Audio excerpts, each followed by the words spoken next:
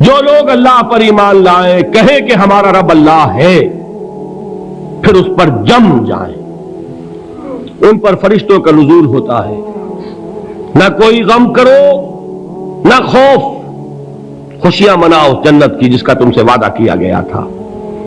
اللہ کی ربوبیت پر اطمینان جب انسان کو ہو جاتا، میرا رب اللہ ہے، ربی اللہ، انسان کے لیے نہ کوئی کھٹکا، نہ کوئی خطرہ، نہ کوئی خوف، نہ کوئی حزن۔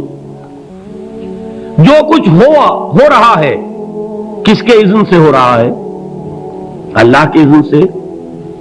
اللہ کے اذن کے بغیر پتہ تک نہیں ہلتا۔ یہ کوئی اندھا بہرا مادہ نہیں ہے جس سے مجھے کوئی خوف ہو۔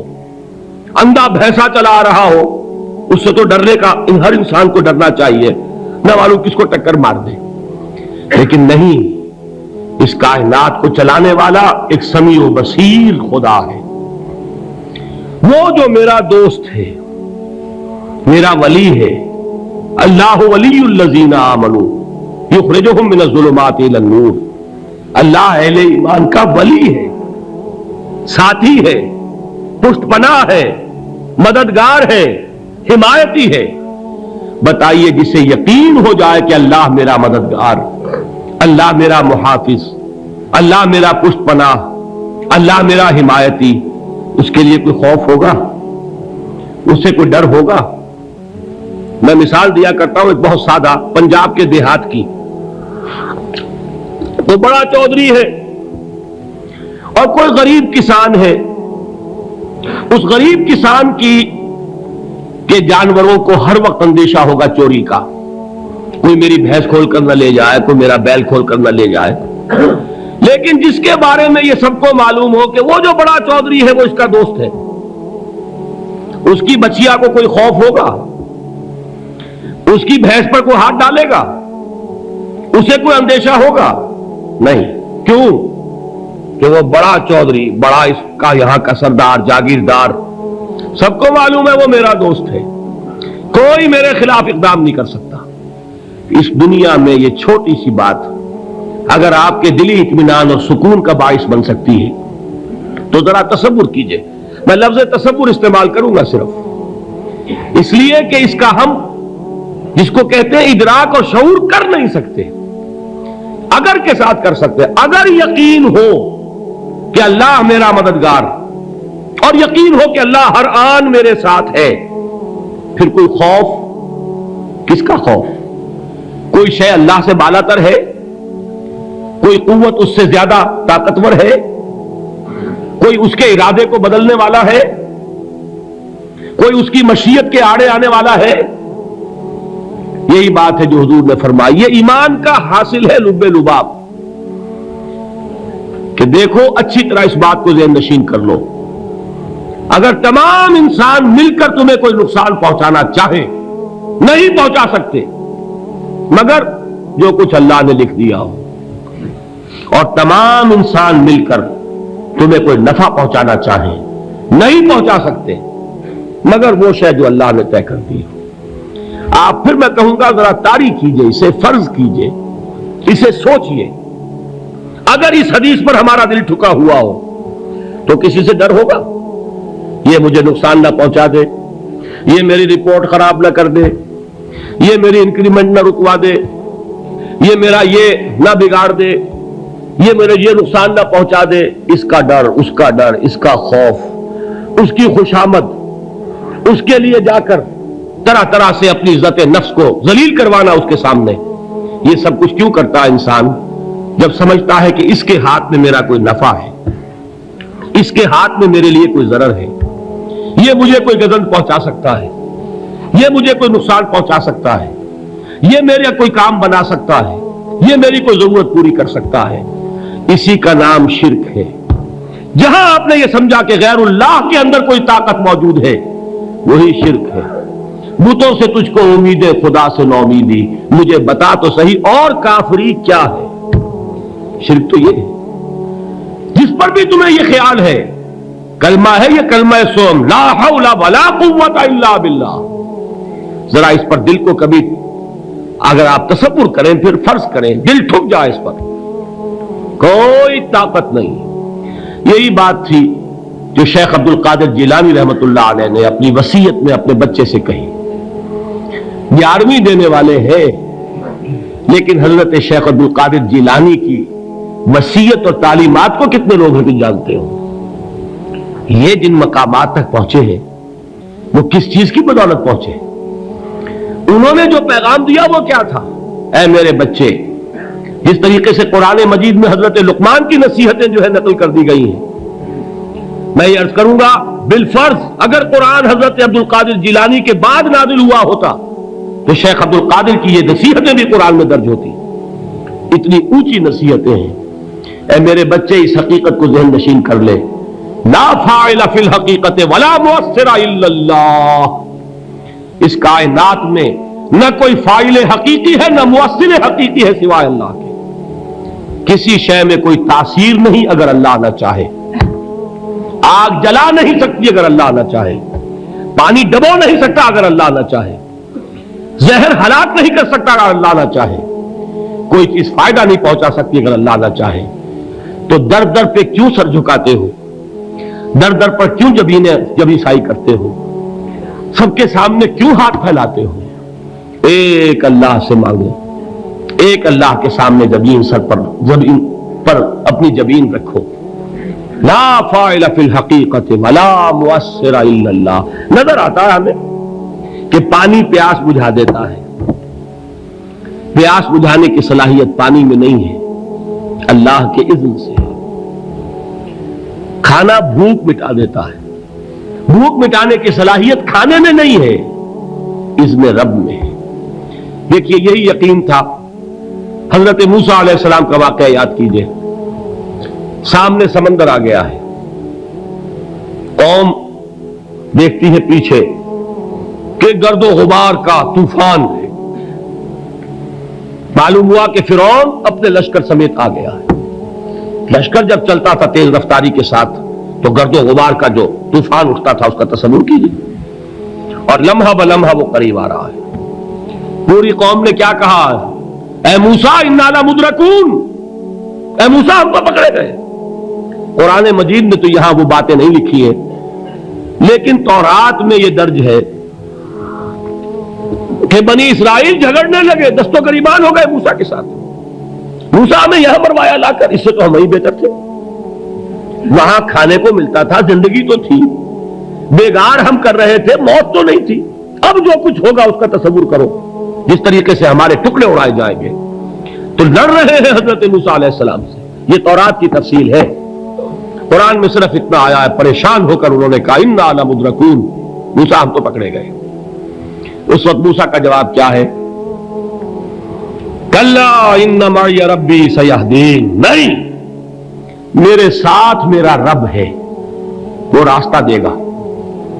بتائیے کہاں راستہ نظر آ رہا ہے؟ یہ ہے ایمان بالغیب. راستہ نظر نہ آئے تب اللہ پر یقین ایمان ہے. جیب میں پیسے ہوں اور تب دل کو اطمینان ہے تو ایمان کس پر ہوا؟ پیسے پر، اللہ پر نہیں. جب وسائل و ذرائع نہ ہو اور پھر یقین ہو کہ اللہ مسبب الاسباب ہے، وہ اسباب کا پابند نہیں ہے، وہ اسباب کا محتاج نہیں ہے، اسباب اس کے محتاج ہے. اگر یہ یقین ہے تو اللہ پر ایمان ہے. یہ نہیں ہے تو تمہارا ایمان اسباب پر ہے، وسائل پر ہے، ذرائع پر ہے، مادیات پر ہے، اللہ پر نہیں. اس وقت کہاں راستہ تھا؟ کوئی راستہ تھا؟ سمندر ہے اور ادھر سے لشکر آ گیا ہے. کلا ان معی ربی سیہدین. اب دیکھیے ایمان کہہ دینا آسان ہے، ہوا معکم اینما کنتم، جہاں کہیں بھی تم ہوتے ہو اللہ تمہارے ساتھ ہوتا ہے. لیکن اس کا یقین قائم ہو جائے تو زمین و آسمان کا فرق واقع ہو جائے. یہی بات ہوئی حضور کے ساتھ. غار ہے، چھپے ہوئے ہیں محمد رسول اللہ اور آپ کے وہ یار غار ابو بکر صدیق رضی اللہ تعالی عنہ. اقبال نے حضرت ابو بکر کی شان میں چند اشعار کہے صرف، لیکن واقعہ یہ ہے کہ بھاری بھاری نظموں پر اور قصیدوں پر بھاری ہے. طویل ترین نظمیں اور قصیدے ہوں ان پر بھاری ہے. ہمت ابو بکر کی ہمت جو ہے کشت ملت را چو ابر، جیسے بارش سے کھیتی اپجتی ہے، ابو بکر کی ہمت اور عزیمت اس امت کو اسی طرح سینچنے والی ہے۔ ثانیے اسلام و غار و بدر و قبر، وہ دوسرے تھے اسلام میں، دوسرے پہلے کون تھے؟ انا اول المومنین، حضور فرماتے ہیں سب سے پہلا ایمان لانے والا میں، دوسرے ابو بکر۔ ویسے ہمارے ہاں یہ چلتا ہے اختلاف، حضرت علی پہلے ہے کہ حضرت ابو بکر پہلے ہے، لیکن اس میں بڑی خوبصورت تطبیق قائم کی ہے علماء نے، اور بہت صحیح ہے۔ چار کے بارے میں فیصلہ ہی مت کرو کہ کون پہلے ہے، ان کی ایک عجیب تقسیم کر دی ہے۔ آزاد مردوں میں، بالغ مردوں میں سب سے پہلے ابو بکر، بچوں میں سب سے پہلے علی، خواتین میں سب سے پہلے خدیجہ، اور غلاموں میں سب سے پہلے زید بن حارثہ۔ بڑی پیاری تقسیم ہے، یہ چاروں ہی پہلے ہیں، ہر ایک کے لیے اولیت ہے۔ اور واقعہ یہ ہے کہ اگر زمانی اعتبار سے تعین ہوگا تو پہلے خدیجۃ الکبریٰ آئیں گی رضی اللہ تعالی عنہ، کسی اور سے بات کرنے کی نوبت بعد میں آ سکتی ہے، پہلے تو اہلیہ محترمہ سے بات ہوئی، آتے ہی پہلی وحی ہوئی ہے، ابھی تبلیغ کا حکم نہیں تھا، کس کو بتایا واقعہ؟ ابھی اپنی نبوت کی تبلیغ کا تو حکم ہی نہیں آیا، واقعہ کس کا ہے؟ وہ خدیجہ کا ہے۔ جب کہا ہے کہ خشیت علی نفسی، مجھے اپنی جان کا اندیشہ ہے، تو کیا جواب دیا خدیجہ نے رضی اللہ تعالی عنہا؟ وہ صدیقۃ الکبریٰ ہے، صدیقات جو ہے خواتین ان میں چوٹی پر خدیجۃ الکبریٰ ہے رضی اللہ تعالی عنہا، اور صدیق جو مرد ہیں ان میں صدیق اکبر ہے ابو بکر صدیق رضی اللہ تعالی عنہ، لیکن صدیقات میں چوٹی پر۔ جب حضور نے فرمایا خشیت علی نفسی، کیا فرمایا، کیا عرض کیا، کیسے تسلی دی؟ نہیں نہیں، اللہ آپ کو ضائع نہیں کرے گا، آپ غریبوں کے ہمدرد ہیں، آپ مساکین کے تکالیف رفع کرنے والے ہیں، آپ بیواؤں کی سرپرستی کرتے ہیں، آپ مسافروں کی خدمت کرتے ہیں، اللہ آپ کو ضائع نہیں کرے گا۔ یہ یقین ہے اس خاتون کے اندر۔ خیر وہ ایک علیحدہ بات ہو جائے گی۔ میرے دل پر حضرت خدیجہ رضی اللہ تعالی عنہ کی شخصیت کا بڑا گہرا نقش ہے، جو وہ کوئی اور ہی وقت اور موقع ہوا تو بیان ہوگا۔ بہرحال اقبال نے ایک مصرے میں جو چار اولیتیں جمع کر دی ہیں، ہمت او کشت امت را چو ابر، ثانی اسلام و غار و بدر و قبر۔ اسلام میں حضور کے بعد پہلے کون؟ ابو بکر۔ غار میں حضور کے ساتھ کون؟ ابو بکر۔ بدر کی رات اللہ کا رسول سربسجود، وہ گھاس پھوس کی جو جھوپڑی بنائی گئی تھی، اور وہاں تلوار ننگی لے کر پہرا دینے والا کون؟ ابو بکر۔ اور اس حجرہ عائشہ میں محمد کے بعد سب سے پہلے دفن ہونے والا کون؟ ابو بکر رضی اللہ تعالی عنہ صلی اللہ علیہ وسلم۔ وہ جو معاملہ میں سنا رہا تھا غار ثور کا، حضرت ابو بکر بھی حضور کے خیال سے لرز گئے ہیں۔ آپ کو یاد ہوگا کہ جا کر پہلے تمام جتنے سوراخ تھے انہیں بند کیا ہے، ایک سوراخ رہ گیا تھا جس کو بند کرنے کے لیے کوئی کپڑا نہیں تھا، وہاں اپنی ایڑی رکھی ہے، تب کہا ہے حضور سے تشریف لائیے، اور اپنے زانو پر حضور کو لٹایا ہے، اور وہاں کسی موذی جانور نے کاٹا ہے، حضور کی آنکھ لگ گئی تھی، اس وقت اس بل کے اندر جو بھی بچھو ہے کیا ہے واللہ عالم، اس نے کاٹا ہے، اس کی تکلیف کی وجہ سے ابو بکر کی آنکھوں سے آنسو ٹپک گئے، حضور کے چہرے مبارک پر پڑے ہیں کہ حضور جاگے ہیں، معاملہ کیا ہے؟ ایڑی نہیں ہٹائی وہاں سے، مبادا وہ جانور وہاں سے نکل کر محمد الرسول اللہ کو کوئی گزن پہنچا دے، ابو بکر کی ایڑی ہے، جس طرح چاہے کھا لے، ختم کر دے، جان نکل جائے تب کوئی آنچ آئے محمد پر تو آئے، لیکن جیتے جی نہیں۔ وہ ہے ابو بکر حضور کے خیال سے۔ اس وقت حضور نے پھر اپنا لعاب دہن لگایا ہے، اور اس سے پھر آپ کی تکلیف ختم ہوئی۔ جیسے خیبر میں حضرت علی کی آنکھ دکھ رہی تھی، اس کو جو شفا حاصل ہوئی وہ بھی حضور کے لعاب دہن سے ہوئی۔ تو بہرحال اس وقت انہوں نے کہا ہے کہ اے نبی یا رسول اللہ، اگر اس وقت ان میں سے کسی نے غیر ارادی طور پر بھی اپنے قدموں کی طرف جھانک لیا تو پکڑے جائیں گے۔ کیا جواب تھا اللہ کے رسول کا؟ لا تحزن ان اللہ معنا، اللہ ہمارے ساتھ ہے، کیوں گھبراتے ہو ابو بکر؟ یہ ہے ایمان باللہ، میرا مالک اللہ، میرا رازق اللہ، میرا محافظ اللہ، میرا مددگار اللہ، میرا پشت پناہ اللہ، میرا دوست اللہ۔ یہ دوستی ہے اللہ کی جو لب لباب ہے، حاصل ہے ایمان کا، اسی کا نام ولایت ہے۔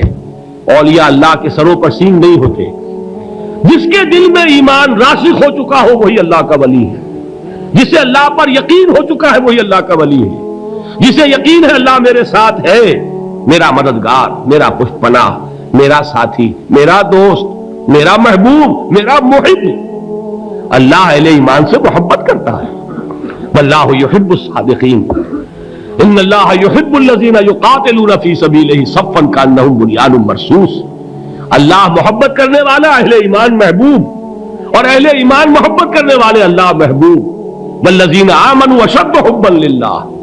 آپ تصور کیجئے جسے یہ رشتہ ایمان یا رشتہ ولایت حاصل ہو جائے، الا ان اولیاء اللہ لا خوف علیہم ولا هم یحزنون، آگاہ ہو جاؤ، اللہ کے دوستوں کے لیے نہ کوئی خوف ہے نہ کوئی حزن ہے۔